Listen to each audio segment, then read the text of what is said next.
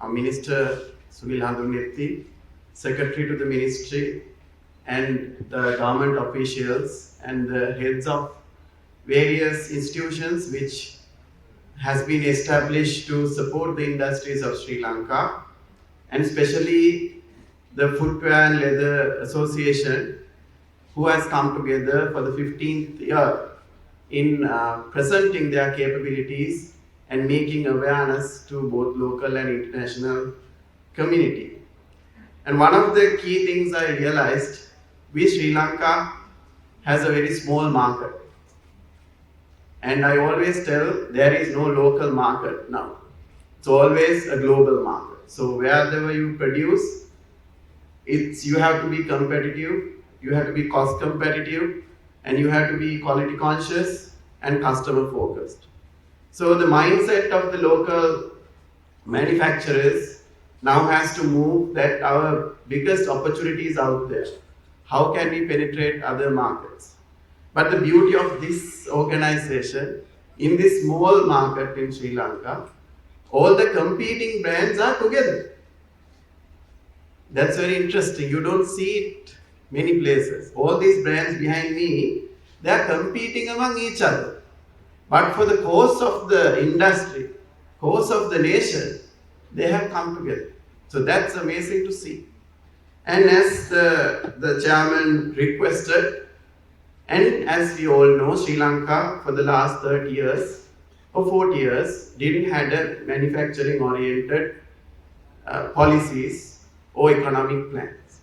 So the people of this country realize such economic policies will not bring Sri Lanka to its potential. So they made a significant change in the political structure, who has a different view of economy. So this different view of economy is where we, as a government, is so keen to look at the potential of the country and support those industries to be better both locally and internationally. So there are few fundamentals that needs to establish.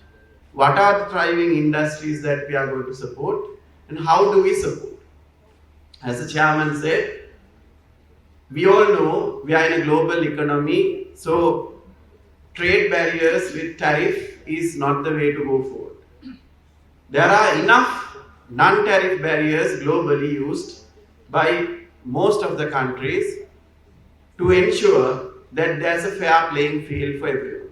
So what this industry is, not only footwear and leather, everybody is asking is to give them a fair playing field. How would you give a fair playing field? One, reduce the cost of manufacture. The government should have strategy to reduce the cost of manufacture. And I think we are all happy, even though it's a cost to the government. Now we have a 30% reduction in our electricity price. That's okay, because the value is seen elsewhere. But value is not always seen in the balance sheet of a SOE. That we believe in that philosophy as well. And apart from that, enabling raw material, whether it's available in the country or enabling it from other countries without tariffs, is a must for manufacturing industry. And some industries are supported like that, and we feel we can support the leather and the footwear industry in the same policy. And one good thing, this government is going to put up an industrial policy as an act this year. So the policy consistency will remain.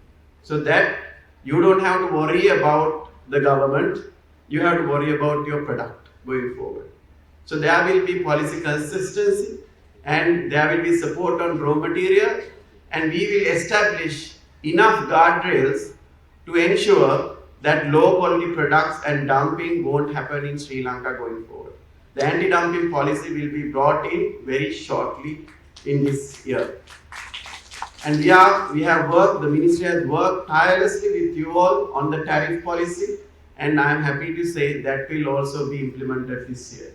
So therefore, we will provide the necessary infrastructure, policy changes, and the support from the government so that the industrialists can focus on winning the world. And as the Ministry of Industries and Entrepreneurship, we also invite youngsters to look at this industry. The technology is here. They have made changes. They have gone and being able to compete globally. And as the Minister said, as the population and the citizens, we also need to have a look at these brands and try it out, which I did about 8 months ago. I moved from Clark to K. Thomas. So that's, I think it's just the awareness and the willingness for us to try the products locally done. It's not only about footwear and leather, and there's other industries as well that as Sri Lanka, and even the automobile industry, we do have very good assembled vehicles, but we are still looking for an imported vehicle.